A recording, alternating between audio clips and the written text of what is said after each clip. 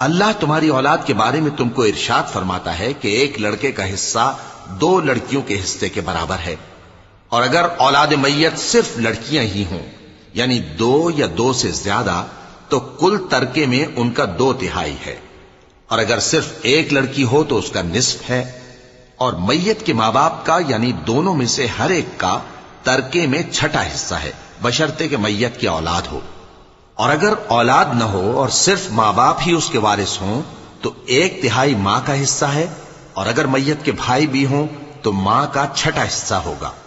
और ये तकसीम तरका मैयत की वसीयत की तामील के बाद जो उसने की हो या कर्ज के अदा होने के बाद जो उसके जिम्मे हो अमल में आएगी।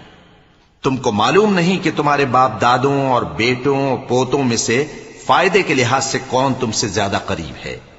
ये हिस्से अल्लाह के मुकर्रर किए हुए हैं और अल्लाह सब